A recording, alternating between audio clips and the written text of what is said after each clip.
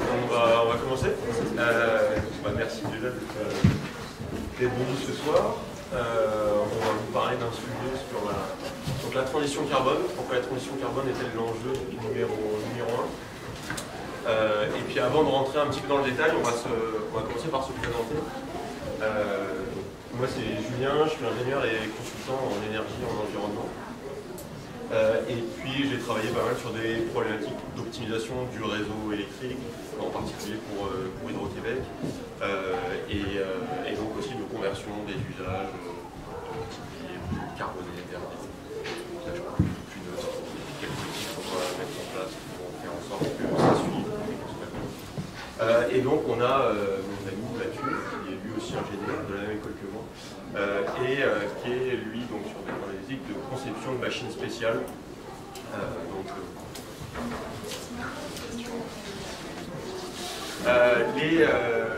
Donc nous on fait partie des shifters à Montréal, et puis qui dit shifter dit le Shift Project. Donc qu'est-ce que c'est que le Shift Project? C'est une entreprise qui a été créée en 2010, c'est un groupe de réflexion par cet homme, donc Jean-Marc Lancolisi, qui est pas mal un expert sur tous les sujets de l'énergie,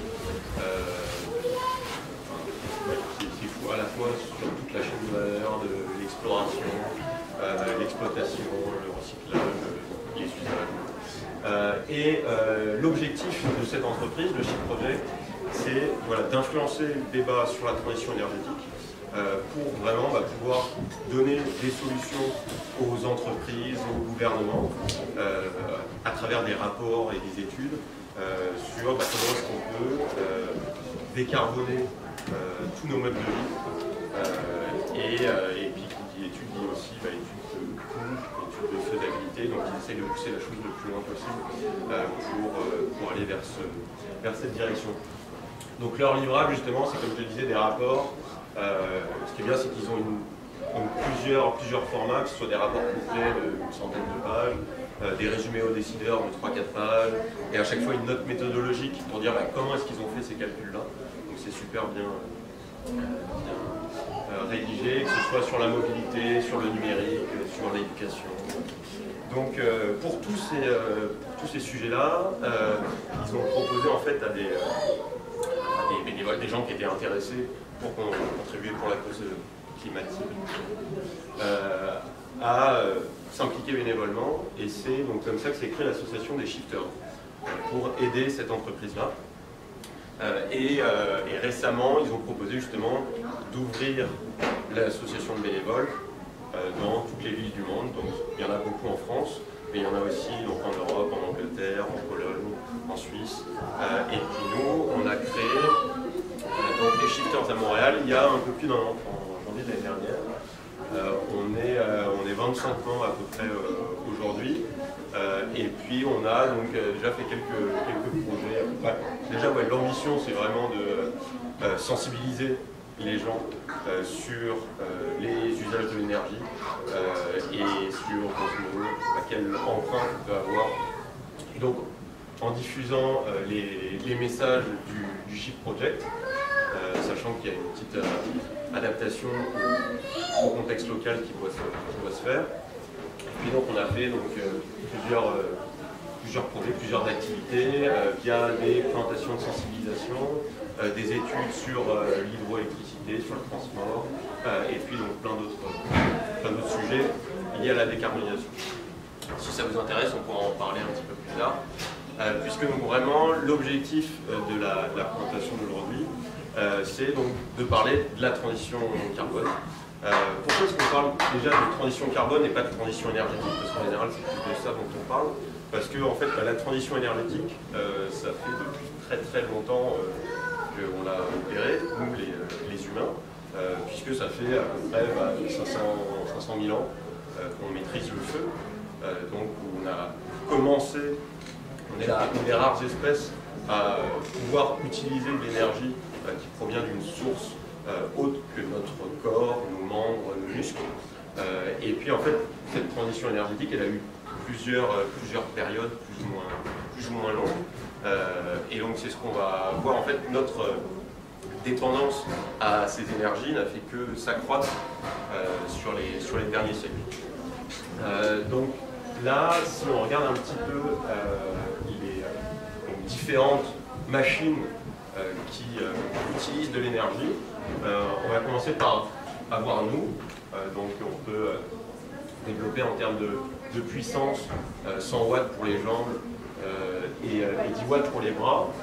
Et vous voyez qu'au fur et à mesure de notre développement récent, depuis la révolution industrielle au milieu du 19e siècle, sachant que ça c'est quand même plus récent, donc on va dire plutôt milieu du 20e siècle, on a commencé à utiliser des tracteurs qui étaient l'équivalent de 600 paires de jambes, des camions, 4000 paires de jambes, jusqu'à des laminoirs industriels pour aplatir des tôles.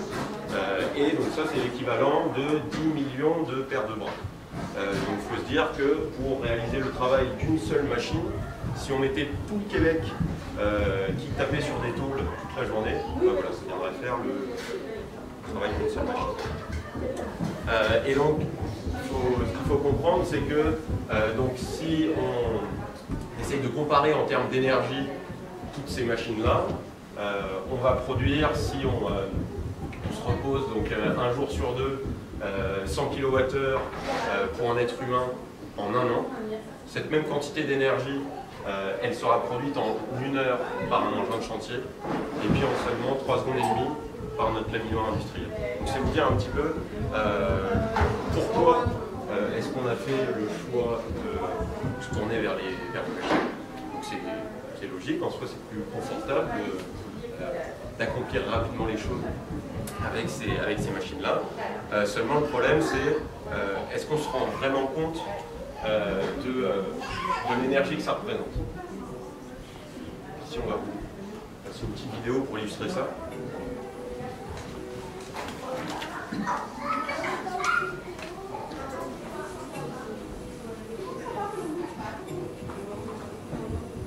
Donc ça c'est Robert Fortaner, c'est un champion du monde de cyclisme sur piste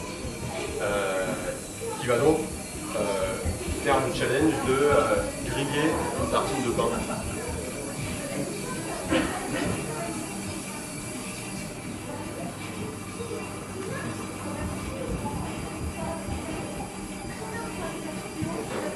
Il y a quand même des beaux cuisseaux hein, par rapport à nous. Je ne peux pas dire qu'on en fera autant.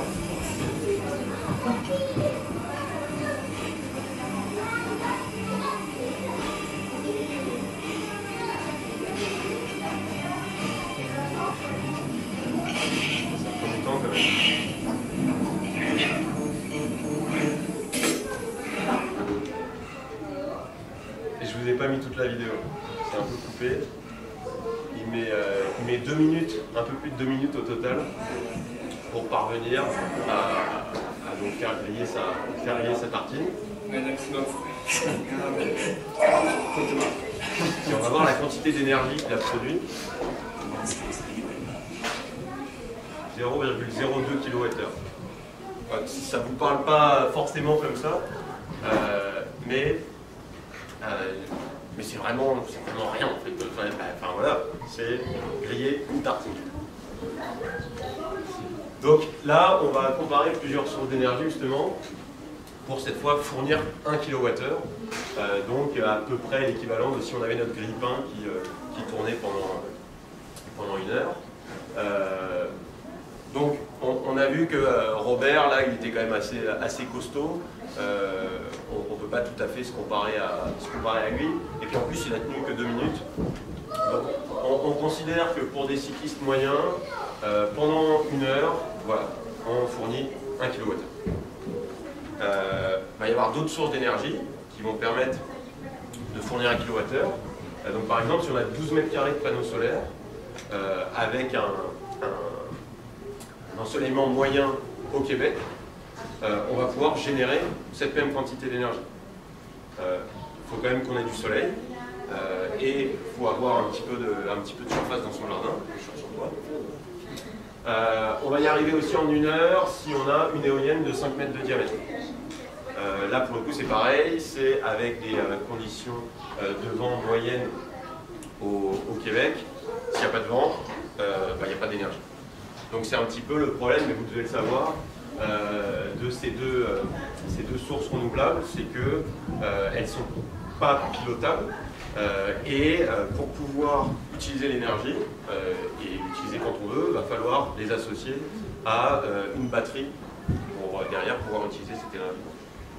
Ce qu'on a comme autre source d'énergie, ça va être donc l'énergie hydraulique. Mais donc là, pour fournir 1 kWh, donc on va pouvoir la stocker par exemple dans une piscine de à peu près 8000 litres d'eau. Et donc si uniquement en utilisant l'énergie potentielle de l'eau et en la convertissant, on va pouvoir avoir 1 kWh. Et puis 8000 litres d'eau, c'est quand même assez important comme volume. 8 mètres cubes. C'est pas forcément acceptable de se balader toujours avec ça pour faire tourner sa voiture électrique. Et puis maintenant, on va regarder nos usages thermiques. Et donc plusieurs combustibles différents. Par exemple, avec une bûche de bois, on va fournir en énergie thermique 1 kWh. Pour ce qui est du gaz, normalement, si on prend le gaz à l'état brut, il va falloir à peu près 300 litres. Mais il y a des techniques qui permettent de le comprimer.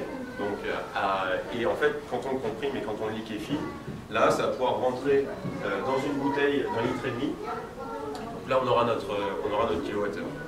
Pour le charbon, un petit tas de charbon va suffire pour avoir notre quantité d'énergie. Et puis, c'est seulement dans une canette qu'on va pouvoir stocker notre pétrole pour avoir cette même quantité d'énergie qui avait été fournie par 10 cyclistes pendant 1 heure.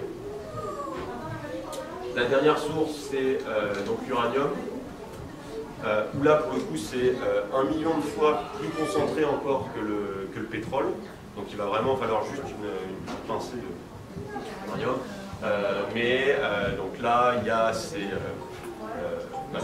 la complexité qui est liée à son utilisation qui fait que c'est peut-être moins répandu aujourd'hui. Si on les remet à échelle un petit peu, vous voyez donc ce que ça fait en termes de volume. Et vous comprenez pourquoi c'est plutôt vers les énergies fossiles qu'on s'est tourné, parce qu'en fait, il n'y a pas d'équivalent en termes de concentration d'énergie, donc par concentration volumique d'énergie. Donc on va voir effectivement que nos civilisations humaines, donc via son indicateur clé qui est le PIB, s'est développé principalement grâce à l'énergie, puisqu'on a commencé à utiliser le charbon au milieu du 19e siècle. Et puis donc à partir de ce moment-là, voilà, notre PIB, il a cru de moyenne 3% par an, chaque année, jusqu'à aujourd'hui. Et puis voilà, je veux dire que si on n'avait pas eu cet apport d'énergie, on en serait à peu près là. Ce qui est intéressant, c'est qu'on peut voir que donc ce PIB, si on le compare avec notre consommation énergétique, ça fait une droite, comme si c'était directement lié en tout point. Et puis en fait, justement, tous ces points-là, c'est donc chaque année depuis 1965. Donc on a rigoureusement suivi cette droite. Donc on peut se poser la question, qu'est-ce qui a entraîné l'un, qu'est-ce qui a entraîné l'autre? Est-ce que c'est le PIB qui a demandé qu'on ait plus d'énergie, ou bien c'est le fait qu'on consommait plus qui a fait qu'on se développait davantage économiquement? Vraiment, ce qu'il faut se dire, c'est que c'est nous qui avons eu de plus en plus de besoins.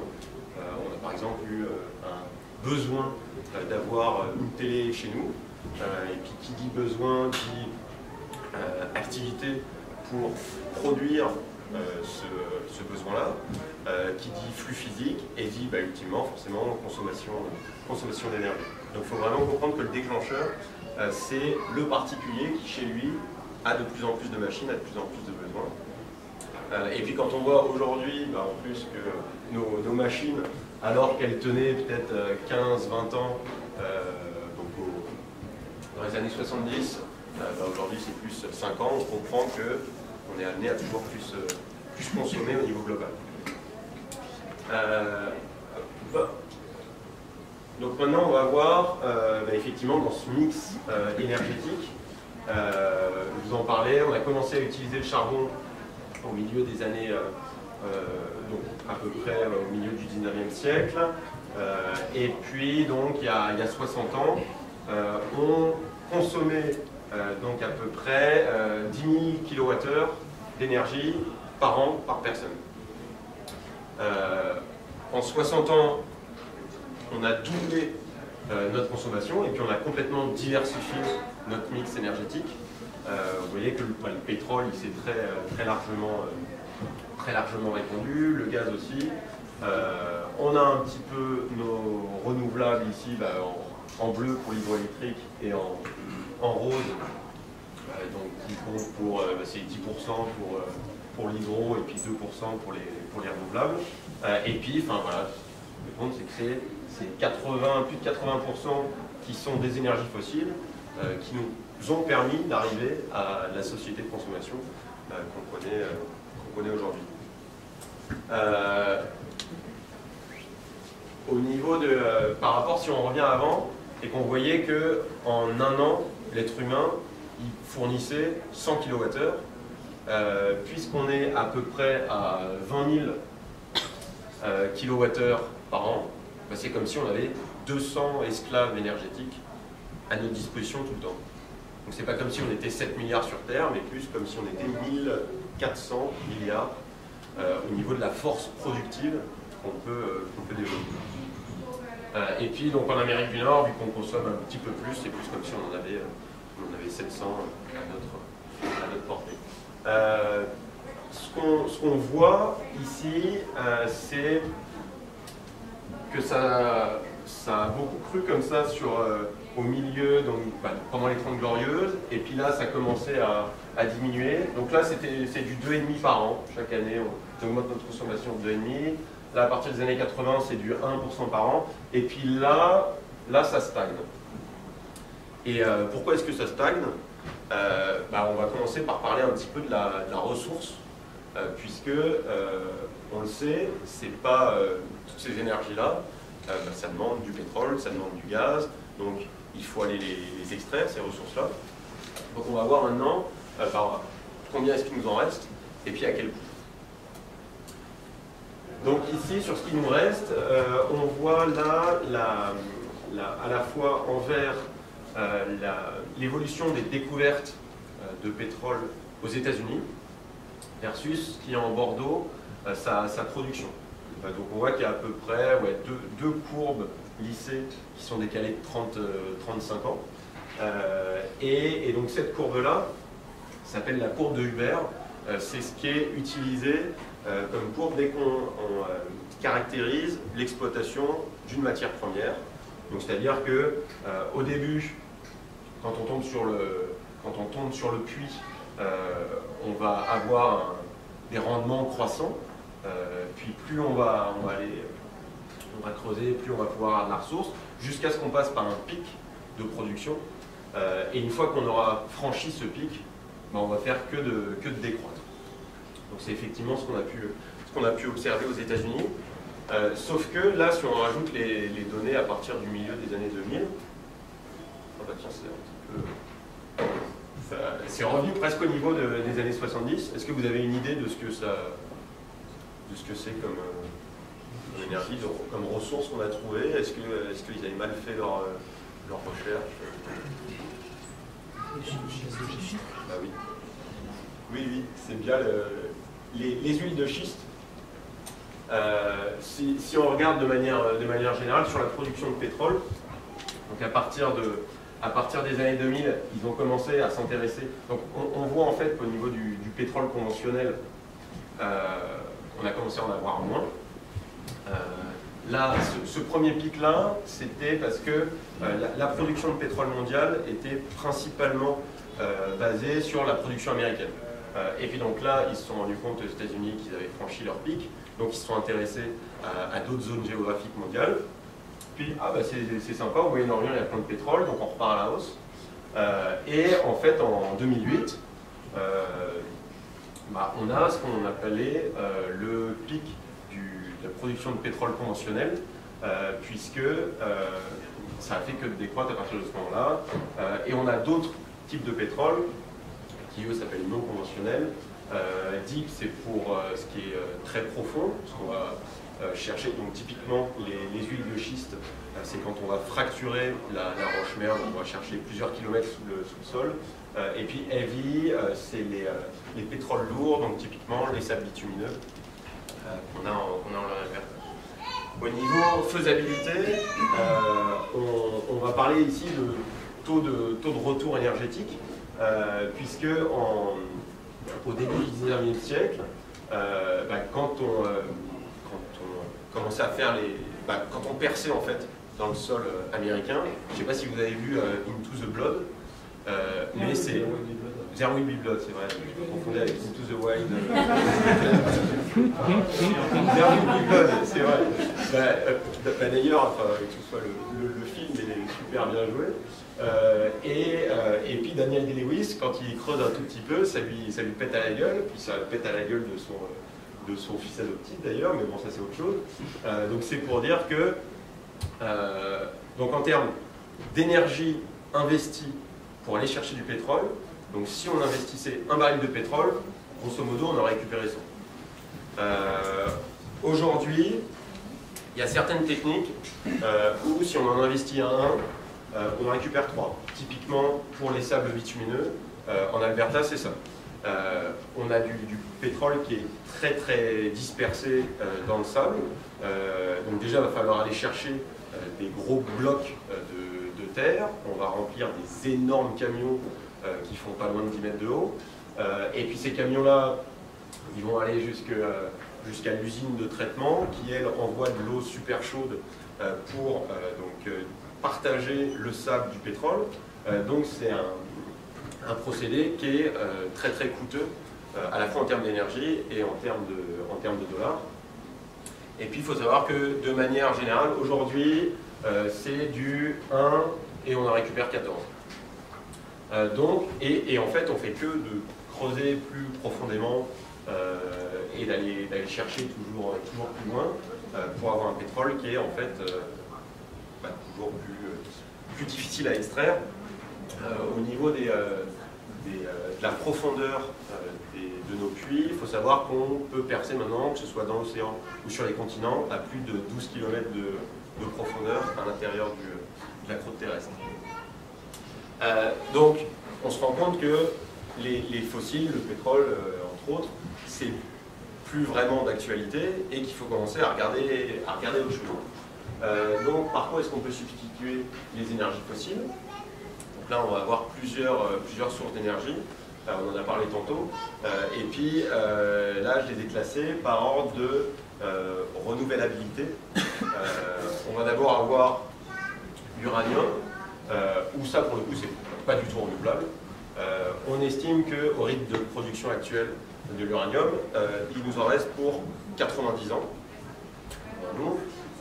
On a nos fossiles qui sont ici. Il reste à peu près 48 ans au rythme de production, encore une fois actuelle, pour le pétrole, 104 ans pour le charbon, 50 ans pour le gaz. On a la biomasse qui, elle, pour le coup, est renouvelable, mais où, d'ailleurs, moi, j'ai pas parlé de nos deux axes sur à la fois la concentration et la facilité d'exploitation. La biomasse, elle est plus difficile à exploiter dans le sens où il va falloir attendre longtemps que notre arbre y pousse et puis qu'il soit vraiment prêt à être utilisé comme combustible. Donc il y a cet enjeu-là. Et puis il y a aussi le fait que la biomasse, quand on l'utilise pour des biocarburants, ça se fait au détriment d'autres cultures. Donc c'est dans cet enjeu-là que c'est un peu plus compliqué. On a sinon, en facilité d'exploitation, l'hydroélectricité, donc ça j'en ai déjà parlé. La géothermie, c'est à peu près aussi les mêmes contraintes que les barrages, dans le sens où c'est pas très concentré, Ça demande des grosses structures, des gros investissements pour aller récupérer la chaleur du sol. Et puis, il y a seulement certaines zones géographiques où vraiment on a à quelques kilomètres de profondeur des températures assez intéressantes à aller chercher.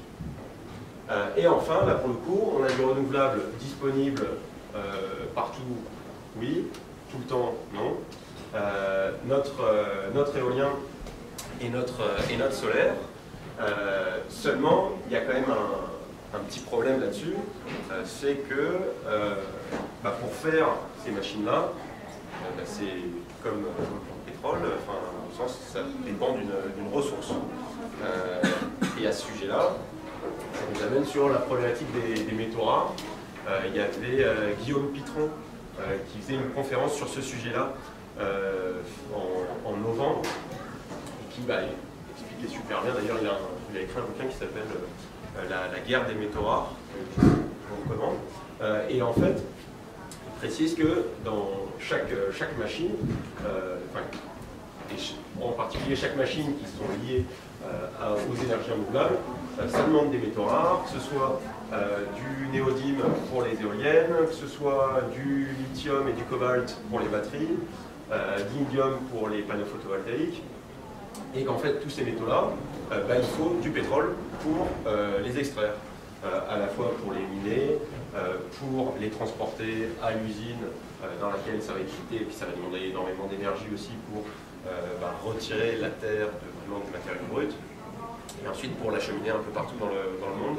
Il faut savoir que, petit chiffre là-dessus, pour nos téléphones portables, il y a 70 kg de matière qui ont été extraites pour produire notre téléphone d'à peu près 120 grammes, et il y a 40 métaux différents à l'intérieur. Au niveau de la demande, pour ces métaux rares, d'ici 2035, on considère que la demande de lithium, elle sera multipliée par 180 par rapport au niveau de 2013, et la demande en cobalt sera multipliée par 24, grosso modo. Or, dans les réserves qui nous restent pour le cobalt, il y en a pour moins de 20 ans. Donc comment est-ce qu'on veut mener une transition énergétique qui s'axe sur l'éolien, qui s'axe sur le photovoltaïque avec des batteries, si en fait on n'a pas les métaux qui nous permettent d'arriver à cet objectif-là. Donc vous voyez que le problème de la finitude des ressources, il est vraiment généralisé, et qu'aujourd'hui il n'y a pas de solution aussi simple que allez, on va aller vers les énergies renouvelables. Et donc plus globalement, vous voyez que là on ne parle que de l'être humain, que des problèmes qui nous concernent, et en vrai toutes les espèces animales elles s'en foutent qu'on ait du pétrole. Un autre sujet qui pour le coup va les concerner un petit peu plus, toutes ces autres espèces vivantes, c'est justement les impacts. Et puis la GRN, la consommation d'énergie, et en fait l'impact est notable sur notre planète. On a tous l'idée du réchauffement climatique. Et donc c'est une conséquence de nos émissions de CO2 qui sont liées donc à notre consommation d'énergie fossile. Donc là, on va parler dans un premier temps d'un état des lieux. Donc d'abord de savoir de quoi on parle quand on parle de réchauffement climatique, de savoir de quoi on parle quand on parle d'un système climatique, les enjeux qu'il y a. C'est une science qui est très complexe, ça demande l'effort d'énormément de chercheurs à travers le monde, pour ensuite passer sur une partie un peu désagréable, sur les conséquences et les impacts qui sont à la fois envisagés par les chercheurs et ceux qui sont observables dès aujourd'hui. Donc petit rappel, il y a une distinction à faire entre météo et climat. Il y a encore beaucoup de gens qu'on ne nommera pas, dont un président américain, qui va avoir tendance à mélanger un peu les deux. Donc la météo, on parle vraiment de phénomènes qui sont extrêmement locaux et qui sont très courts dans le temps. on n'a jamais entendu parler d'une chaîne télé qui prévoyait la météo 3 mois à l'avance. Et c'est normal, parce que dans les simulations de météo, dans la science de la météorologie, les moindres changements et les entrées qu'on va donner à notre simulateur pourra donner des choses très différentes. Ça rentre dans une théorie mathématique, la théorie du chaos, et pas pour rien. Pour le système climatique et pour le climat, là on observe quelque chose de beaucoup plus large. On parle de moyenne. On parle de moyenne, la moyenne de surface, enfin, de la température de surface de la Terre. On parle des flux généraux qu'il y a dans l'atmosphère. On parle des océans. Et la science du climat a beaucoup évolué depuis les 30 dernières années. Pourquoi? Parce que notre capacité de faire des simulateurs, notre capacité calculatoire de nos ordinateurs ont permis de pouvoir augmenter notre résolution sur ce qu'on voit sur la Terre. Donc c'est bien de distinguer, c'est très important de distinguer les deux. Et quand on parle du climat, du coup, on parle de choses qui sont très très générales dans la durée. Et donc notre système climatique, qu'est-ce que c'est? Donc dans nos simulations, on va distinguer plusieurs sphères qui s'intègrent au système Terre, au système climatique. On va avoir une première, l'hydrosphère, qui va englober les océans, les rivières, les lacs, tout ce qui est eau et cycle de l'eau. On va avoir les surfaces continentales, qui vont surtout emmagasiner de la chaleur. On va avoir l'atmosphère, évidemment. On ne peut pas nier l'atmosphère. Et puis la cryosphère, toutes les surfaces gelées, les calottes glaciaires, et la biosphère en cinquième élément, qui regroupe le vivant. Donc toutes ces sphères, d'où la complexité un peu du problème, c'est qu'elles sont interconnectées, et elles sont interconnectées de manière dynamique. Et elles s'équilibrent toutes, il y a un équilibre général qui se fait, thermodynamique, qui se fait entre toutes.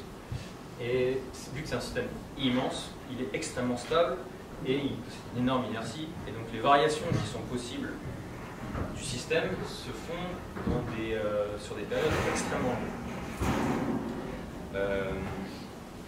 Mais il y a une sixième sphère qui s'est ajoutée depuis 150 ans.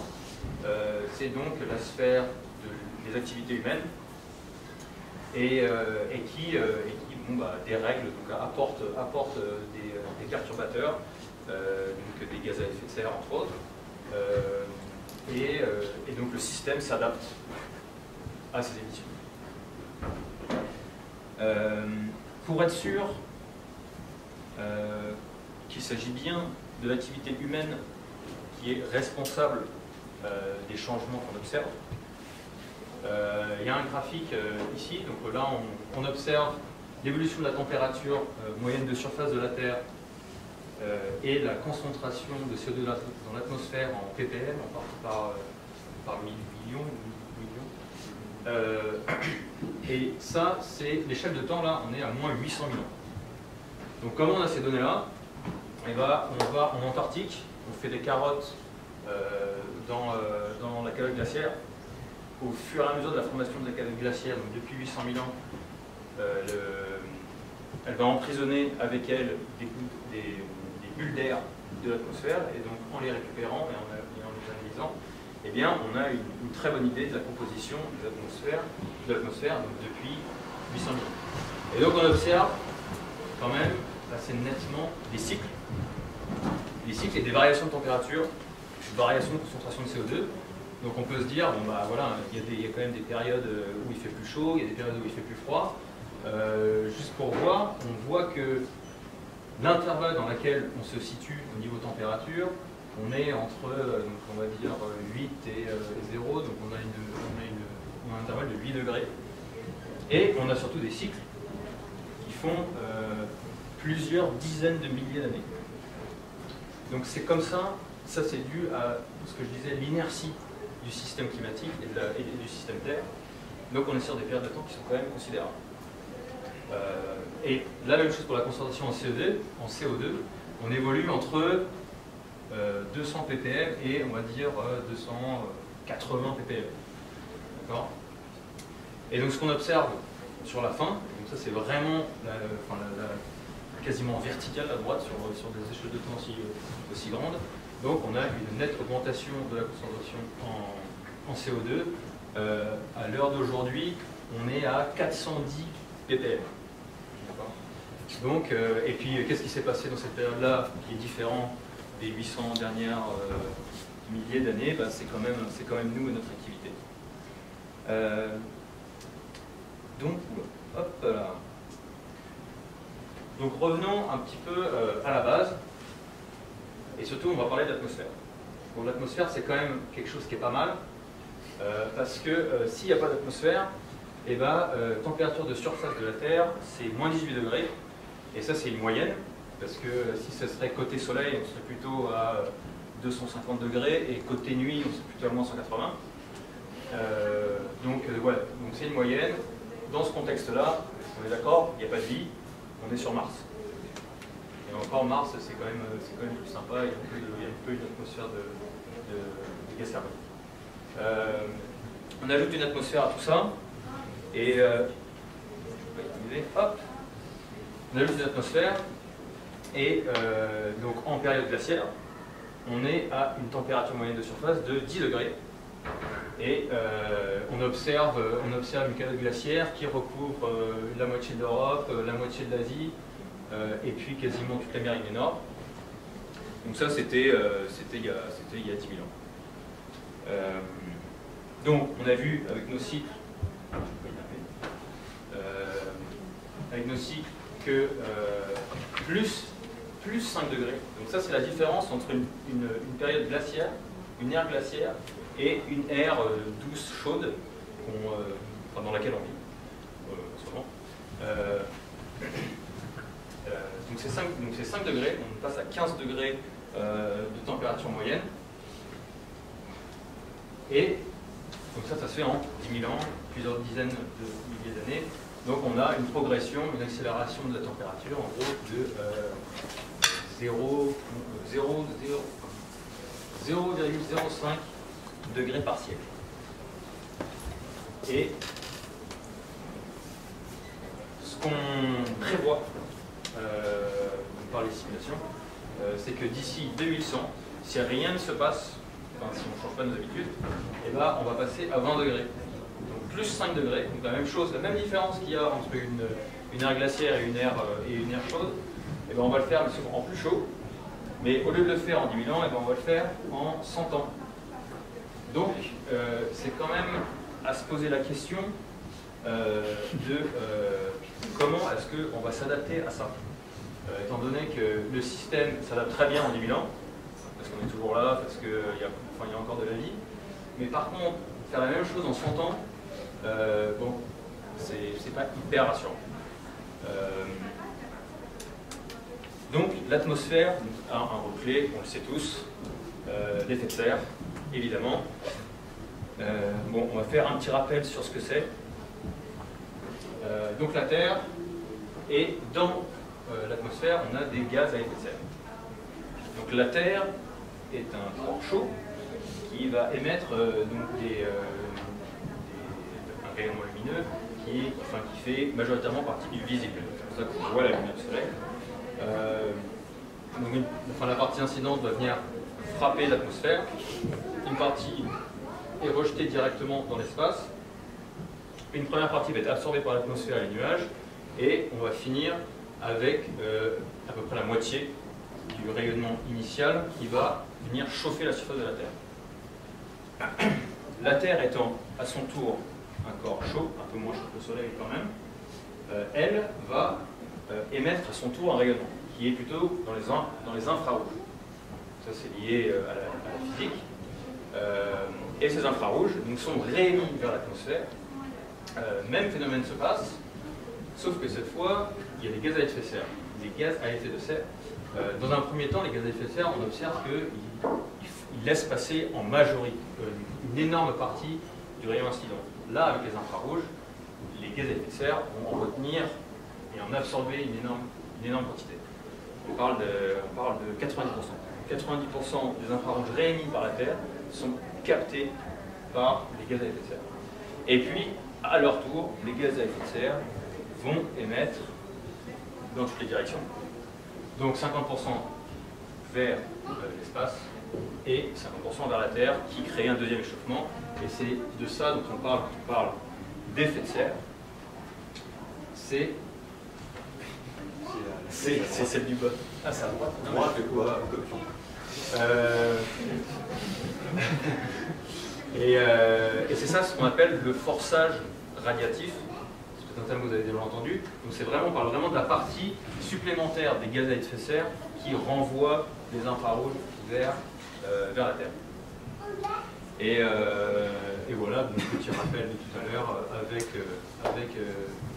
avec effet de serre, on a 15 degrés, 100, on a moins 20. Donc ces gaz à effet de serre, ce sont les responsables. Comment on les différencie? Parce qu'ils vont avoir des propriétés un petit peu différentes.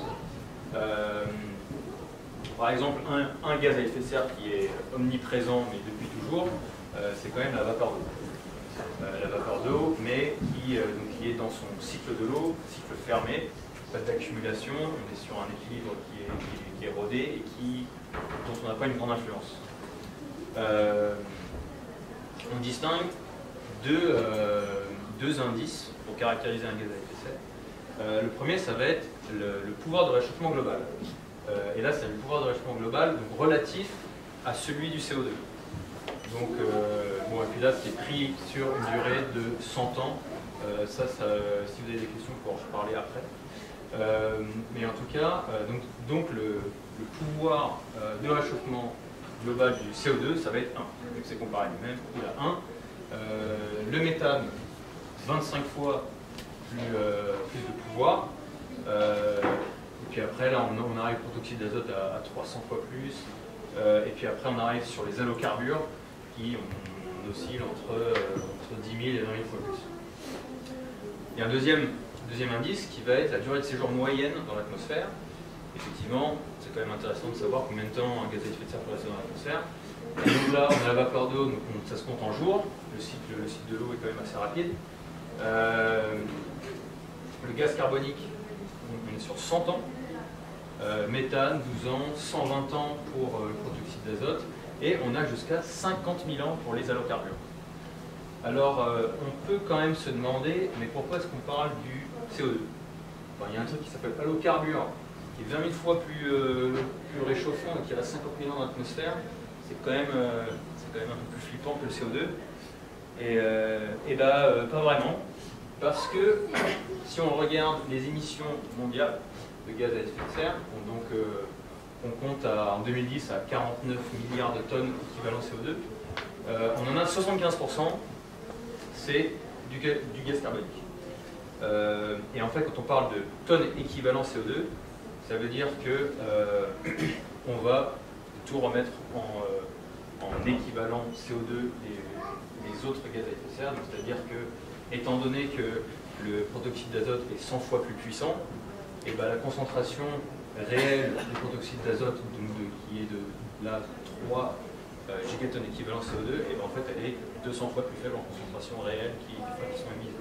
Donc en fait, quand on regarde les concentrations émises d'allocarbures, protoxyde d'azote et méthane, c'est quand même significativement plus bas par rapport à ce qu'on émet en CO2, le fait qu'on rapporte tout au CO2. Donc pour parler rapidement, le méthane,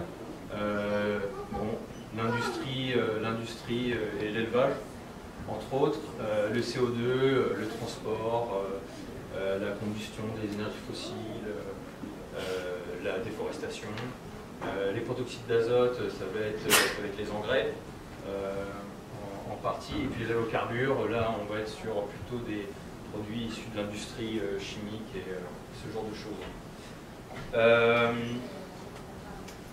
Donc voilà la situation, voilà un peu une petite introduction sur ce qui se passe au niveau phénoménologique, je dirais.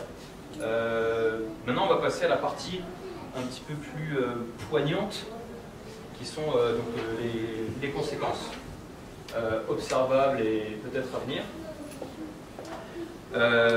Donc étant donné le système et la complexité du système, je l'ai dit tout à l'heure, il y a beaucoup de gens qui sont actifs là-dessus, sur la recherche, sur essayer de développer des modèles, pour essayer de prévoir ce qui nous attend.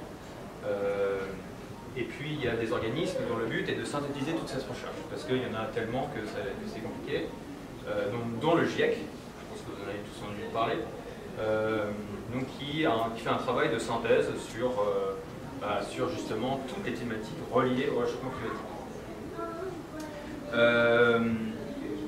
Ce qui est intéressant de noter, c'est qu'il y a des conséquences qu'on observe déjà. Avant même de parler de simulation, avant même de parler de modèle, il y a quand même des choses qu'on observe déjà. Même, je le rappelle, même si c'est des choses qui sont quand même ponctuelles, donc plutôt de la météo, mais les modèles en fait décrivent des augmentations de fréquence des phénomènes extrêmes. Donc on peut parler d'inondations, on peut parler de canicules, on peut parler d'ouragans. Et effectivement, c'est ce qu'on observe. Les forces des ouragans n'ont jamais été aussi fortes depuis les dernières années. Les inondations, on parle d'Europe, on parle en Asie, la fréquence a largement augmenté et l'intensité a largement augmenté. Les feux de forêt, belle année 2019. Donc c'est des choses qui sont déjà observables. Et puis, il y a aussi des phénomènes, donc ça c'est plutôt sur de la projection, qui n'arrive pas encore maintenant, mais ça va être des phénomènes d'emballement. Ça j'en parlerai un petit peu plus tard. Mais donc on va commencer par regarder le GIEC, ce que crée le GIEC finalement, c'est quoi la synthèse de ce qui se passe. Et puis après, toujours supporté par rapport du GIEC, on va parler des conséquences observables et pareil dans l'optique de voir comment ça va évoluer. Et on finira la partie par une petite présentation sur ce qui se passe au Québec. Donc le GIEC. Donc voilà le résumé de 1000 pages de rapports. Donc à gauche, on a les différents scénarios. Donc les différents scénarios, donc là on les retrouve ici. RCP, c'est le pathway, la représentation de la concentration, enfin du cheminement de la concentration. Donc on retrouve les scénarios. Les 2.6, 4.5, ça va être le forçage radiatif, le fameux forçage dû à l'effet de serre, qui sera anticipé en 2100. Donc on a une correspondance directement avec la température. Et ici on a la concentration en ppm en CO2 de l'atmosphère à objectif 2100. Donc là on voit les émissions annuelles de CO2. On se trouve au début des années 2000 et donc on a des espèces de zones. Alors, vous voyez les couleurs, donc on a des traits plus sombres, plus marqués. En fait, là, on va avoir, ça va être l'intervalle de tous les modèles réunis par le GIEC vont former en gros cette bande-là. Et puis ici, ça va être la moyenne des modèles. Okay, donc on a la même chose ici. Donc là, on va avoir si rien ne se passe. Et ici, on a l'objectif 2 degrés. Ça, c'est l'objectif de 2 degrés. C'est même pas on revient à pré-industriel. Là, c'est 2 degrés. Et puis, on peut juste noter que pour arriver à 2 degrés, il faut quand même revenir à émissions nulles. Donc, c'est quand même assez intéressant, étant donné la progression qu'on a depuis quelques années sur les émissions. Et puis, à droite, donc en fait, c'est juste une autre représentation où on va mettre en ordonnée la température en 2100. Et ce qui est intéressant ici, c'est qu'on a le cumulé des émissions au lieu d'avoir juste la concentration ou les émissions annuelles. Là, on a le cumulé depuis 1870. Donc, si rien ne se passe, si on continue comme d'habitude, on est dans la baseline.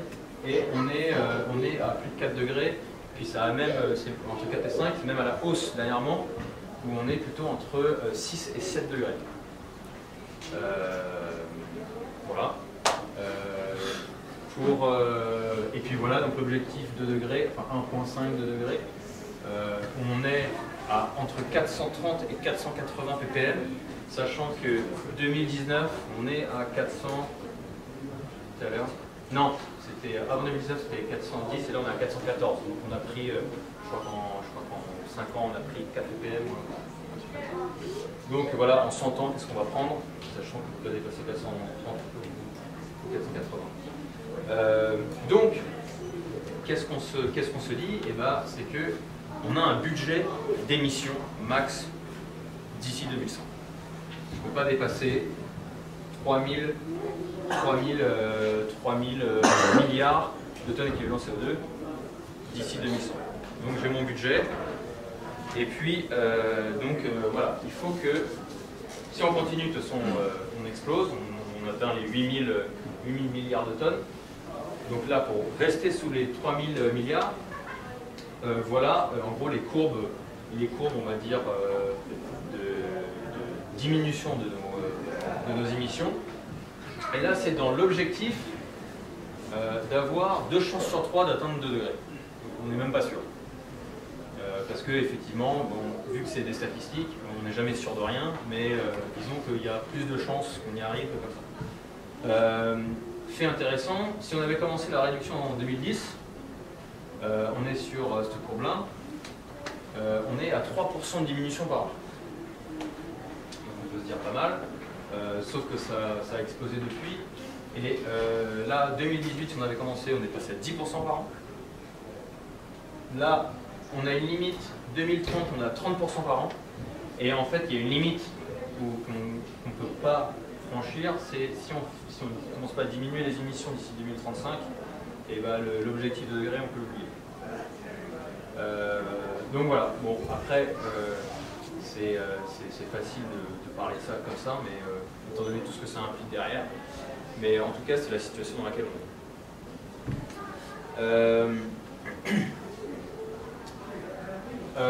Ouais, donc il y a je disais tout à l'heure, il y a des phénomènes d'emballement.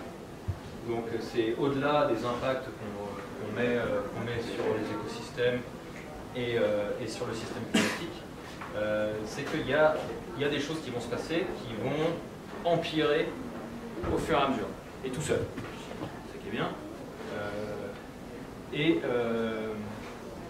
Donc l'un d'eux, c'est déjà de savoir que dans nos émissions, donc il y a 80% de nos émissions, c'est des émissions directes. Donc c'est nous, on brûle du pétrole, ça fait de la fumée, c'est du dioxyde de carbone, ça va dans l'atmosphère, c'est direct. Il y en a 20%, c'est les émissions indirectes. On coupe un arbre, il est plus capable de capter du CO2, ça c'est des émissions indirectes. Okay. Ce qu'il faut savoir, c'est qu'il n'y a que 44% de nos émissions qui vont effectivement dans l'atmosphère. Donc c'est plutôt une bonne nouvelle. Parce que le reste est soit donc, par des phénomènes de diffusion, donc d'équilibre thermodynamique entre les différentes sphères. Il y en a une partie donc, qui vont être captées par les forêts, qui vont être captées par les sols, qui vont être capturées par la biosphère avec par exemple du plancton, et puis par les océans. Mais en fait, au fur et à mesure qu'on pousse le système dans ses limites, il y a un moment où ça va saturer. Et en fait, des puits de pétrole naturels comme la biosphère et comme les océans, bah en fait, potentiellement peuvent devenir source, eux aussi, de CO2. Donc ça, c'est quelque chose à quand même garder en tête. Et voilà, et donc c'est jusqu'à quand est-ce que ça va continuer? Il y aura sûrement des changements de proportion au bout d'un moment, mais en tout cas, il y a quand même 50-56% de nos émissions qui ne sont même pas dans l'atmosphère, qui peuvent rejaillir à un moment. Sur les impacts environnementaux, donc ça fait partie aussi du rapport du GIEC. on est sur des analyses donc en fait des impacts futurs sur différents écosystèmes. Ici, on parle pas mal de l'écosystème marin ou d'eau douce, parce que c'est des écosystèmes qui sont extrêmement fragiles, qui dépendent du pH de l'eau, qui dépendent de la composition de l'eau, de la température. Et donc c'est les premiers, en fait finalement c'est les premiers écosystèmes qui vont être impactés de manière intense et irréversible. Et en fait ce qu'on voit, le code couleur qu'on voit ici, c'est une sorte de probabilité à la fois que les risques soient graves et irréversibles et à la fois qu'ils soient imputables au changement climatique. Donc, par exemple, en jaune par exemple, donc le risque est détectable et attribuable au changement climatique avec une confiance au moins moyenne. Donc on a une confiance moyenne que ce soit attribuable au changement climatique et c'est des risques détectables, alors que par exemple en violet on a une probabilité très élevée d'impact grave, irréversible, persistant danger lié au climat, combiné avec une capacité d'adaptation, donc je peux tout dire, mais voilà.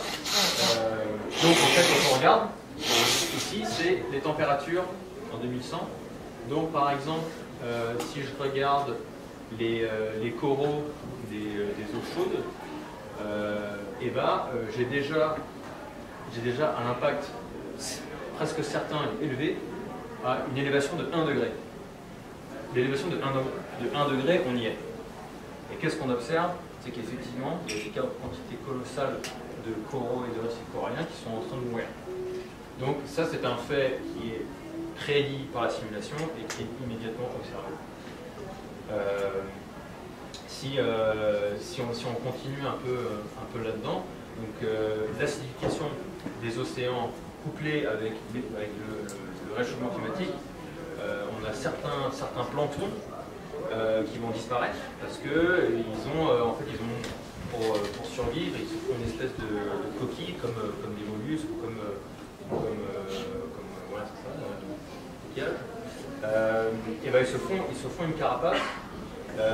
Et là, avec l'acidification et les changements de température, en fait, ils ne peuvent plus venir chercher le calcaire qu'ils ont besoin, et donc ils meurent. Le problème, c'est que le plancton, c'est le premier maillon de la chaîne alimentaire des océans, et s'il n'y a plus de plancton, on peut s'attendre à quand même des gros bouleversements et des extinctions de masse dans les océans. Donc ça, c'est un premier phénomène notable. On peut aussi parler de la fonte des glaces. Fonte des glaces, donc si on parle de la fonte des calottes glaciaires, augmentation du niveau de la mer, 60% de la population mondiale vit sur le littoral, donc on peut s'attendre à des migrations monstres. Et puis c'est d'ici, bon voilà, c'est toujours dans le siècle à venir. Il y a même, je ne sais pas si vous avez vu, sûrement, mais en Indonésie, la capitale Jakarta est en train de se déplacer physiquement en ce moment, la montée des océans. Il y a quand même des gens qui stressent un peu.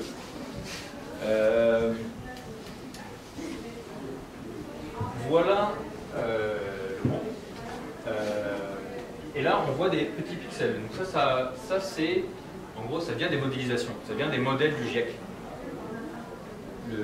Le GIEC, donc quand il fait ses modèles, donc il y a une résolution à modèle.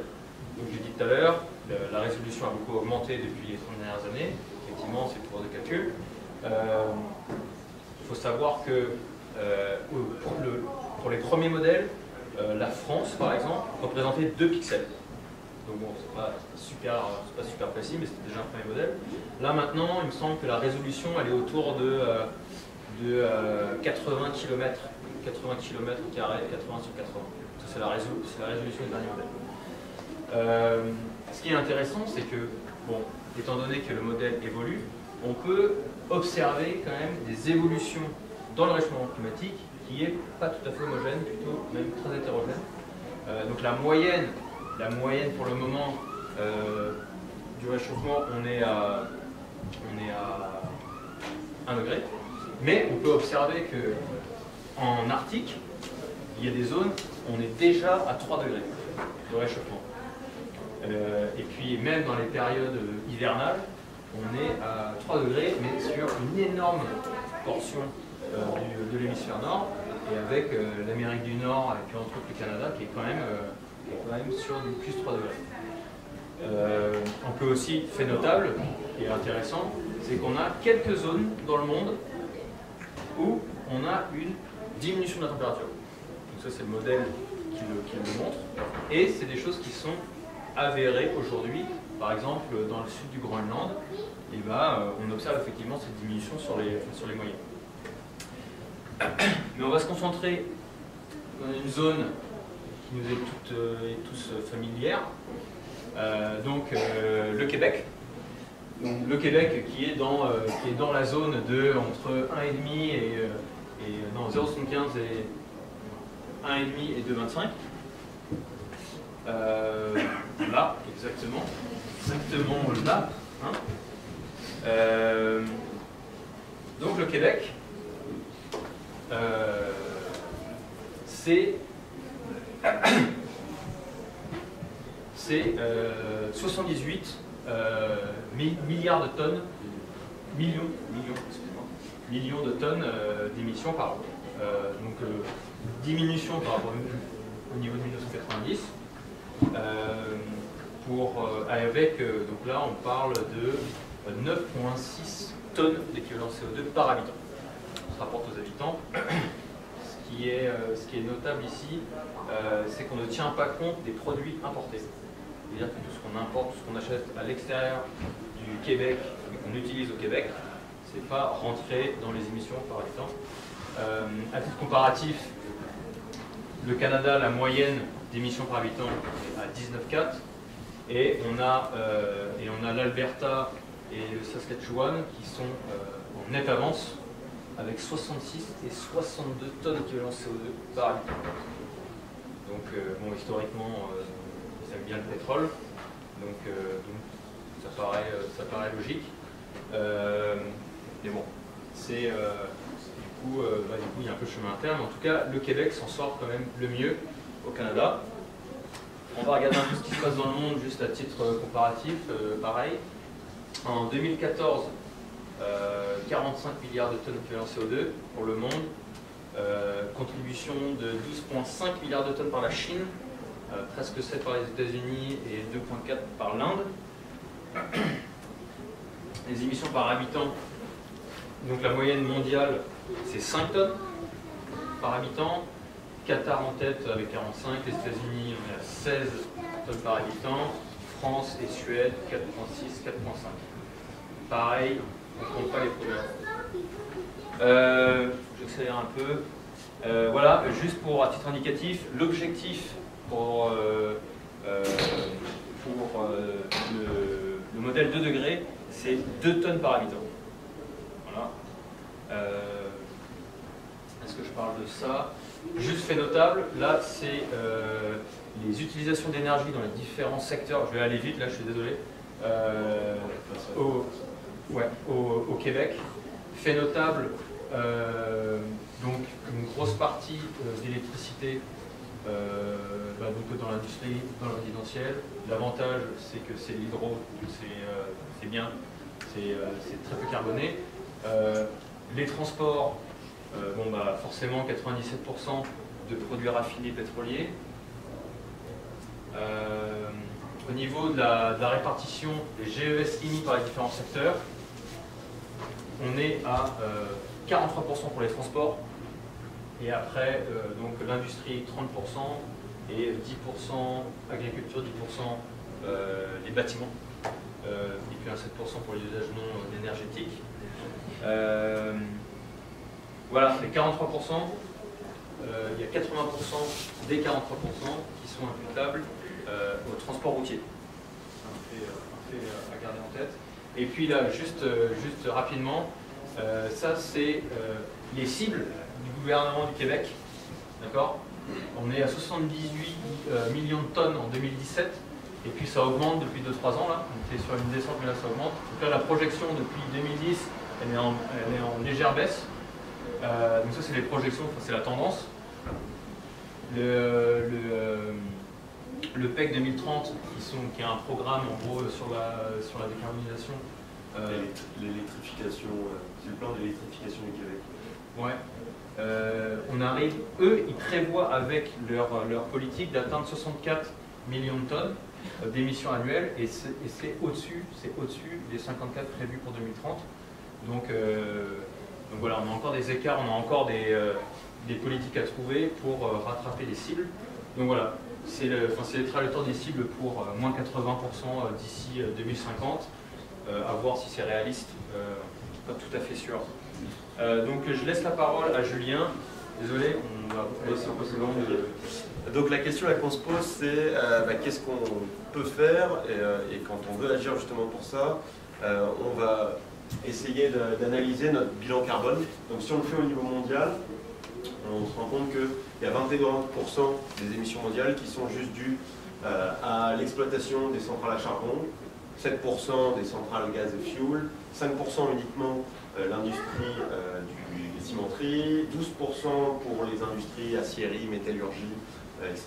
C'est vraiment la transformation de la matière première qui est très énergivore, 5% uniquement pour les chaudières à fuel dans le bâtiment, tout ce qui est électricité, c'est compté sur justement l'exploitation et la production d'électricité. On a dans les transports 6% qui est lié uniquement à l'usage de la voiture, 4% pour l'usage des camions, 2% le transport maritime, 2% pour le transport aérien. Les 20% qui arrivent, c'est uniquement ce qui est lié à l'alimentation, que ce soit par l'élevage des ruminants, les déjections des porcins, des poulets, et puis toute l'utilisation aussi des aérosols, donc que ce soit là, ici pour l'hiver. Il y a 10% qui est dû uniquement aux déforestations, le fait que ça a absorbé du carbone et puis le fait de déforester, que ce soit pour faire des villes ou bien pour faire des cultures, et par exemple lâche du carbone et puis on ne va plus pouvoir en absorber. Et puis encore 7% sur les usages du numérique, les centres de données, etc. Là, l'intérêt, donc vous voyez qu'il faudrait retirer par exemple les plus de 2000 gigawatts de centrales à charbon. Il faut savoir qu'ici au Québec, au niveau puissance électrique, on est à 40 gigawatts de puissance installée. Donc 2000 gigawatts, c'est beaucoup d'électricité. Et puis ça peut vous permettre en tout cas de faire des comparatifs. Voilà, l'industrie du ciment, c'est à peu près autant que toute la flotte de camions qui circule. Et voilà. On pourra repasser dessus après si vous voulez. Là, je voulais faire. On va regarder un petit peu quel est l'impact carbone de la production électrique en termes de grammes de CO2 équivalent émis par unité d'énergie. Donc vous devez savoir que le plus émetteur, c'est le charbon. Donc si on veut substituer le charbon à être moins polluant, on peut aller vers le pétrole, mais bon, c'est quand même assez émetteur aussi. On a le gaz qui a 400 grammes de CO2 par kilowattheure, donc ça peut être utile dans le cas où on n'est pas, on a exploité par exemple tout notre potentiel hydraulique, géothermique, si on n'a pas non plus l'expertise pour aller vers le nucléaire. On est pour le photovoltaïque, vu qu'il faut du métaux l'hélium en particulier, ça va être 200 si on coupe là, du stockage des batteries, ça va être autour de 100 grammes sans batterie. On est autour de 40 pour de la géothermie, 20 pour la biomasse, 15 pour le nucléaire, et puis le plus propre, ça va être l'hydro ou bien l'éolien sans stockage. Donc ça permet un petit peu de voir voilà, quel choix, si on était à la tête du gouvernement au monde, on veut toujours faire de l'électricité, on ne veut plus passer par du fossile. Bon, à quoi est-ce qu'on s'intéresse? On essaye d'exploiter pleinement l'hydro, puis on tourne à la biomasse pour les usages thermiques. Voilà, c'est ce genre de choses qu'on peut. Nucléaire, pourquoi pas, mais on a que pour 90 ans. Là, on voit à titre plus individuel, qu'est-ce qu'on peut faire. Ici, c'est l'étude de Carbone 4, qui est l'entreprise de conseil de Jean Covici, qui, cette fois, calculait l'empreinte carbone individuelle d'un citoyen français et qui tenait compte justement des produits importés. Donc vous voyez que là, on fait plus que doubler notre empreinte carbone. Et puis, donc, c'est réparti par secteur, mobilité, logement, biens et services, alimentation.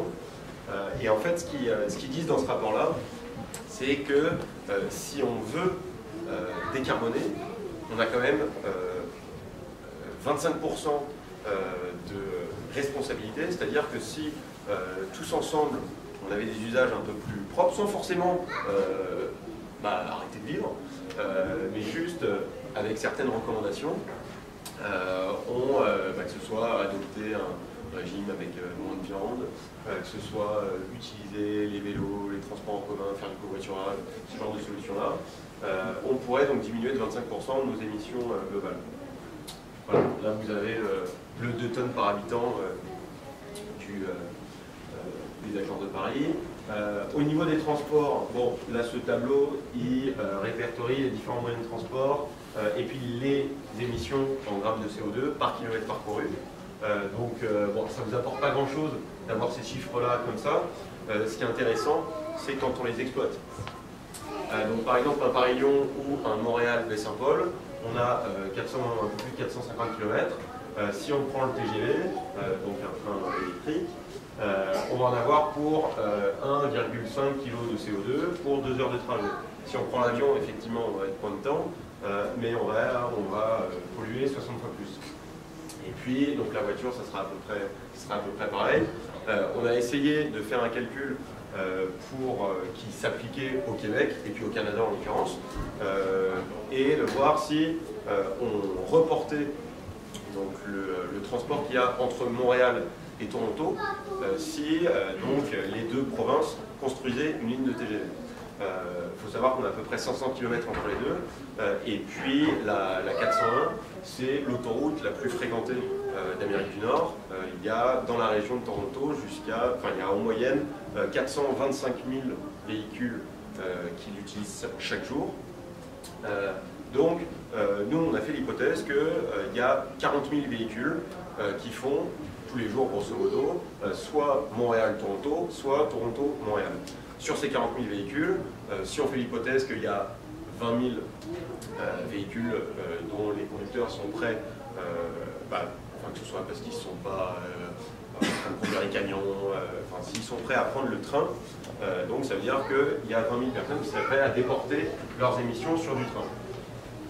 Donc on arrive à potentiellement 1 million de tonnes de CO2 évitées chaque année si on arrivait à la construction de ce projet-là. Et puis là, on ne tient pas en compte le transport aérien qui est bien plus impactant. On n'a pas le temps de le faire, mais c'est juste un tout petit market sizing pour savoir que c'est un levier de transport, en particulier au Québec. L'alimentation, vous avez un petit peu la même chose ici, l'empreinte carbone par kilo de bouffe. Un rôti de bœuf pour 6 personnes, du coup, c'est à peu près l'équivalent d'un Montréal-Baie-Saint-Paul. Ce qu'on a d'autre aussi, c'est passer à un régime végétarien. Quel impact ça peut avoir? Il faut savoir que uniquement si on passe à un régime végétarien, on réduit de 10% notre empreinte carbone. Juste en faisant ça. Pas d'investissement là-dessus. On réduit aussi de à peu près 10% le risque de mortalité précoce. Il faut savoir que le risque associé à un régime malsain, il est plus élevé, donc le risque de morbidité et de mortalité, il est plus élevé que celui associé à la fois aux relations sexuelles non protégées, au tabac, à l'alcool et aux drogues. Tout confondu, donc il y a plus de risques quand on mange pas. L'impact aussi, c'est réduction de la déforestation, donc qui là n'était pas inclus dans les moins 10% de GES, mais donc on va avoir moins besoin de surface pour de l'élevage, donc forcément moins de déforestation.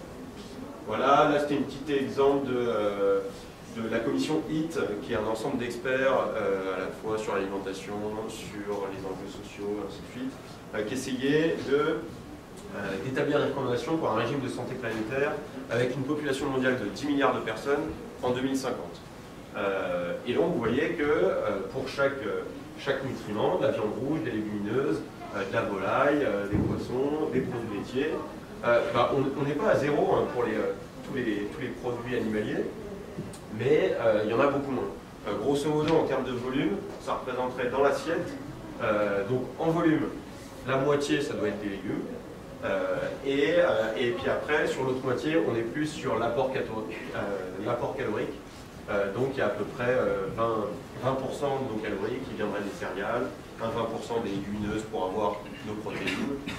Donc voilà. Par rapport à ces recommandations-là, en Asie du Sud, voilà, il faudrait qu'ils mangent un petit peu plus là, hein, franchement, ils pourraient donner un peu du leur. Sur la viande, sur à peu près tout, bon, ils mangent des féculents quand même, ils sont au-dessus des 100%. On va voir donc la même comparaison en Amérique du Nord. Voilà. Un petit peu. Là, c'est 638% de cette recommandation-là. Et cette recommandation-là, on était à peu près à 50 grammes par jour. Donc voilà, les Américains moyens mangent 300 grammes ou 400 grammes de viande par jour. Voilà, donc pour conclure, en tant qu'individu, il ne fait participer au problème. Donc si on résume, on optimise ses déplacements, on essaye d'utiliser le vélo pour des petits déplacements, des transports en commun, du covoiturage quand c'est possible, voire aussi pour des véhicules moins carbonés, que ce soit de l'hybride ou de l'électrique, à condition que notre production électrique elle est propre. Une chance au Québec, on est plutôt avantagé là-dessus. Et puis, donc, voir aussi pour privilégier des transports moins carbonés quand on veut partir en vacances. Donc, effectivement, c'est sympa de partir à Cuba. Mais est-ce qu'en plein hiver, c'est forcément logique de faire ces choix-là? Enfin, en tout cas, si on veut avoir un impact, ça peut être un levier. Adapter son régime alimentaire, manger local et de saison, avoir davantage... Oui, avoir davantage de légumes dans l'assiette, et puis éviter le gaspillage, le recyclage, les trop grosses portions, ça c'est aussi un enjeu. On ne va pas forcément parler de tout ce qui était gâché. Et puis au niveau des usages domestiques, ça peut être réduire la température de chez soi, ou bien couper les thermostats quand on n'est pas chez nous. Ça peut être aussi, au niveau de tout ce qui est consommation, acheter du seconde main, ou bien acheter moins aussi, parce qu'en fait on n'a pas forcément besoin d'aller toutes les semaines faire du shopping.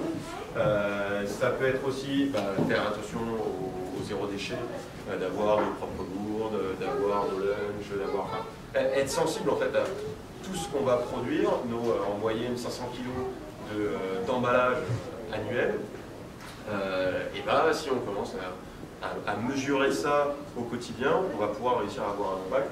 Et enfin, au niveau efficacité énergétique, si on est propriétaire par exemple, ça peut être isolé thermiquement chez soi, quand on a juste du simple vitrage, plutôt que de réchauffer la planète, qui se réchauffe déjà bien suffisamment.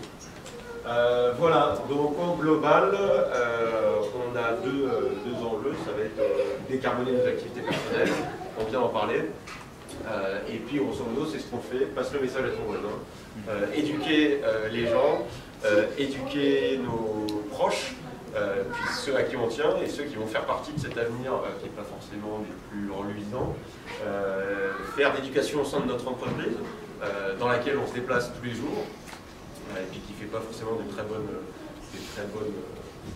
très bons choix, à nos élus aussi, qui eux pensent qu'à se faire réélire pour leur prochain mandat qui est très court terme. Il faut leur montrer que c'est une de nos préoccupations premières. Voilà, est-ce que vous avez des questions? Merci de votre attention.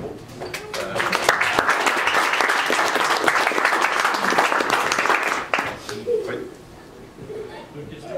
Ouais. Il s'agit de dire en fait que tout ce que tu as listé pour les actions individuelles, si ouais. on cumule, ça fait 25% de potentiel. Alors, on doit réduire. tac.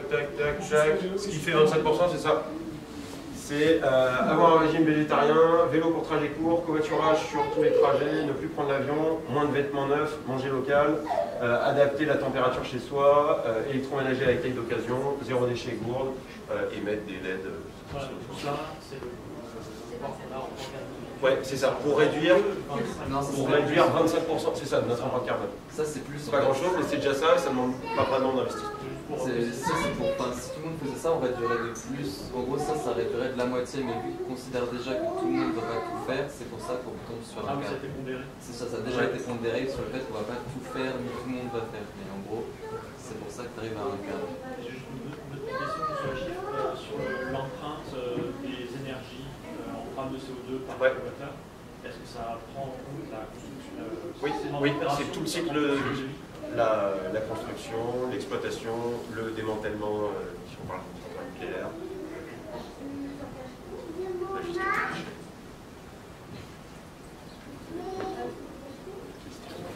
Oui. Par rapport au constat assez catastrophique que vous avez fait, est-ce que vous n'avez pas l'impression que mettre l'emphase sur les gestes individuels à la fin, qui correspondent justement à 25% de réduction possible, c'est pas contradictoire avec le constat que ça vient énormément de l'industrie, que les solutions ne vont pas venir que d'en bas? Parce que c'est un peu limité du coup dans les... Ouais, mais en fait, le problème, c'est quel pouvoir on a sur les industries, sur les gouvernements, ceux qui vont vraiment... Enfin, le problème, c'est justement, on est... on n'a pas... Et là, c'est là, en fait, où se pose la question de la responsabilité. On va rejeter la faute sur nos élus, sur la Chine, mais en fait, toutes ces entités-là, ce qu'elles font, leurs activités, leur production, c'est directement pour nous, donc pas forcément nous dans la salle, hein, on s'entend, si vous êtes là, c'est parce que vous êtes déjà très sensible à ces enjeux-là, mais c'est pour ça qu'on conclut en disant il faut réussir à en parler, il faut accéder ces sphères où le message est dur à passer, en particulier ici en Amérique du Nord, quand on voit les transports et l'usage de la voiture individuelle. Tu l'as pas dit tout à l'heure, Mathieu, mais il y a 27 millions de sièges vides qui se baladent chaque jour. Il y a 27 millions de sièges libres qui se déplacent chaque jour au Québec. Enfin, donc si on commençait à faire un petit peu plus de covoiturage, donc voilà, le problème, effectivement, le problème vient plus des entreprises, et c'est eux et les gouvernements, ils pourraient plus mettre en place des réformes pour aller dans le bon chemin, mais ils le font pas. Ouais, et puis encore une fois, ce que tu disais, c'était qu'on est quand même premier, c'est nous qui consommons. Enfin, je veux dire, il n'y a pas de PIB, il n'y a pas de production industrielle s'il n'y a pas une consommation de masse derrière. Ouais. Du coup, je ne vais pas monopoliser les questions, mais je vais finir sur, justement, vous disiez que les besoins se sont créés, enfin, on a tous des télés parce qu'il y a eu un besoin des consommateurs des télés. Moi, je prendrais le problème différemment, c'est qu'on a proposé des télés, donc elles sont venues dans les ménages. Mais pour moi, c'est pas les gens qui ont demandé d'avoir des télés. Non, c'est sûr, mais c'est la société de consommation qui nous a drivés. On ne s'est pas du tout rendu compte à l'époque de l'impact que ça avait. Mais au niveau des responsabilités, je suis d'accord, mais je pense pas que les personnes sont responsables. Elles sont juste, on leur propose quelque chose. Soit elles sont manipulées pour acheter quelque chose, mais c'est quand même la personne qui l'achète. Il faut tenir compte de la nature humaine qui va toujours plus vers le confort depuis la nuit des temps. Ouais, donc par exemple en solution, lutter contre la publicité ou ce genre de choses, ça serait peut-être plus efficace que lutter contre l'acte d'achat qui ferait porter le poids aux personnes les plus riches par exemple. Ça c'est entre autres une chose qui est pas inclus dans les modèles de simulation sur l'avenir. C'est en gros, c'est le côté humain, c'est le côté social, c'est le côté géopolitique. Ça c'est des choses qui ne sont pas tenues au compte. Par exemple, on ne sait pas s'il va y avoir des guerres pour l'eau, on ne sait pas s'il va y avoir ce genre d'activité qui va se faire quand les ressources vont s'amoindrir. Donc ça c'est un truc intéressant à noter. Au-delà de ça, en fait, ce serait vraiment un changement de paradigme. En fait, ça, c'est sûr qu'il faut le faire, mais on a l'impression que c'est presque comme du greenwashing finalement, et que la seule solution, c'est la décroissance. Enfin, du coup, si c'est la décroissance, c'est pas forcément du greenwashing. Non, mais dans le sens où c'est clairement qu'il faut... Il y a un truc qui est intéressant, c'était justement Guillaume Pitron, la personne qui faisait le truc sur les terres rares. On lui a posé la question si c'était la décroissance la seule solution. Lui, il a dit, qu'il n'avait pas envie d'y croire, mais qu'effectivement, devant ce genre de situation, tu peux te dire que finalement c'est ça. Mais en fait, il y a un truc qui est intéressant, c'est que la décroissance dans certaines activités peuvent impliquer la croissance dans d'autres, la décroissance dans l'une. Par exemple, si on décroît au niveau de la production de choses neuves, mais qu'on accroît par exemple des ateliers de réparation, qu'on accroît le recyclage, c'est des activités qui vont prendre un essor quand même vis-à-vis de d'autres qui vont décroître et qui peut améliorer Pardon, Après, Oui, sur le global, c'est vrai ouais, que... bah, c'est ça. Si tu fais du recyclage, tu vas forcément faire. Mais c'est là où en fait, il faut qu'on change nos indicateurs. bah oui, oui, c'est sûr. Pour revenir à ce qui a été évoqué juste avant aussi sur l'action individuelle et collective, je pense que voir juste en termes de consommateurs, c'est oublier par exemple des effets de conception, d'organisation par exemple. Si j'ai pas de transport en commun, je prends une voiture. S'il y a le transport en commun, je ne la prends pas. Ce n'est pas une consommation ou une non-consommation d'un bien, c'est justement des postes de pouvoir politique qui peuvent organiser les choses différemment, qui font que les gens ont besoin ou pas besoin de tel ou tel chose. Des options en tout cas. Donc voilà, donc ça au niveau collectif, c'est quand même important. C'est pas juste une attitude de consommateur. Il y avait une question au fond. Ouais. Oui, ben je vais faire vite parce que la bibliothèque fait de l'économie d'énergie, là, mais je me disais, parce qu'on voyait au début que de plus en plus l'exploitation des ressources fossiles, tout prenait beaucoup plus d'énergie et devenait de moins en moins profitable, tout. Et on disait de notre côté, il faut réduire notre consommation, mais du fait de la faible performance des énergies fossiles avec le temps, puis qu'on voyait qu'il nous en restait pour peut-être 60, 80 ans, est-ce que cette décroissance-là, ou ce faible rendement, cette diminution de rendement, va être une partie aussi de la solution, ou il y a quand même encore trop d'énergie fossile et il faut vraiment une action humaine et non pas juste attendre... Bah, ça, si on crame tout ce qui reste en énergie fossile, on ne tiendra pas l'objectif des 2 degrés. Donc il faut... Il y aura plus Ouais, c'est vrai. Économiquement, on ne pourra pas. Comment ? Économiquement, il y a le rapport financier qui vient dire qu'on ne pourra pas tout ça.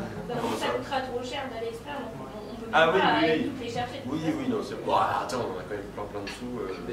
Si on veut aller chercher à 20 km sous terre... Ça peut fonctionner aussi d'argent pour aller chercher.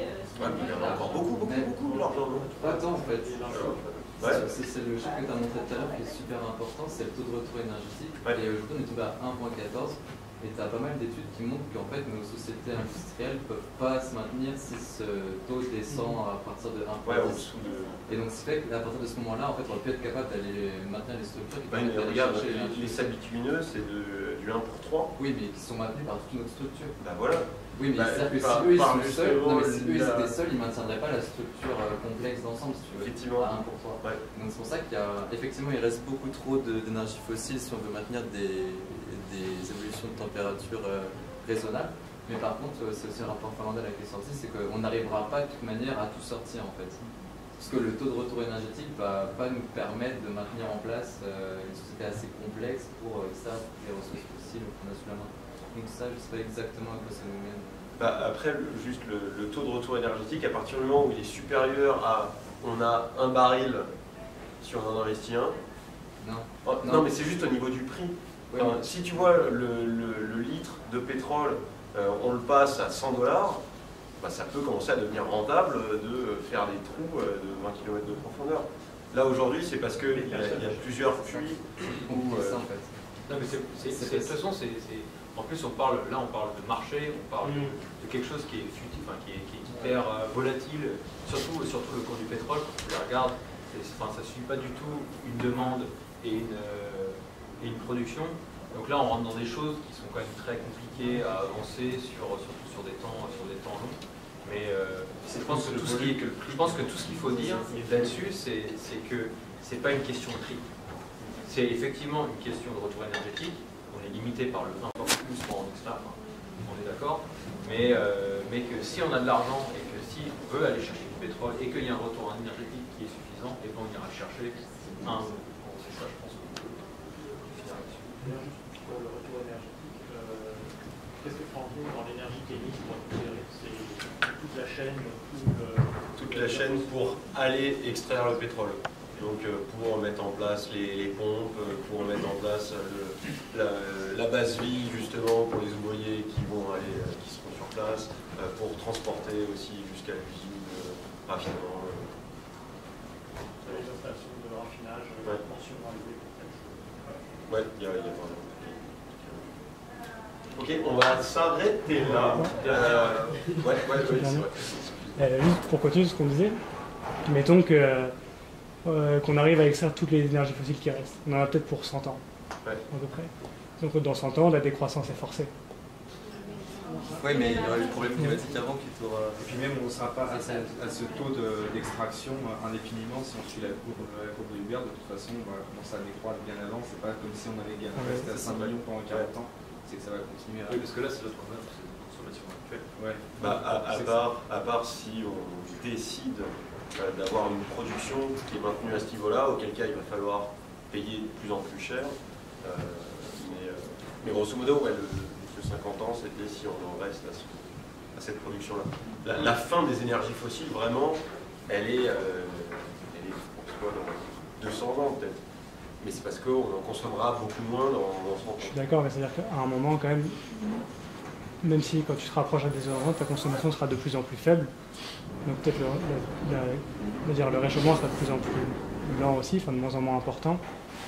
Et quand tu arrives à la fin, à ce moment-là, quand tu n'as plus d'énergie, est-ce qu'il y a des gens qui se posent la question, comment on fait? Est-ce que par exemple, je sais pas, on a produit assez d'éoliennes ou de panneaux solaires pour qu'eux-mêmes puissent engendrer de la création d'énergie derrière? Est-ce que 3 éoliennes peuvent aujourd'hui créer une éolienne de plus, par exemple?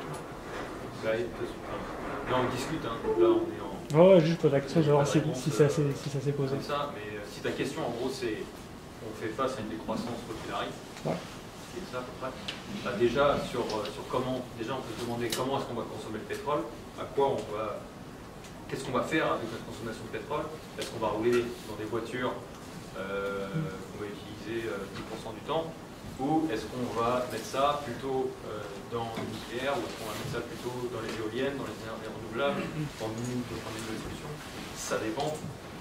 Mais je pense qu'on est quand même plus ou moins d'accord sur le fait que la décroissance, ça serait mieux qu'elle arrive quand elle est acceptée par tout le monde.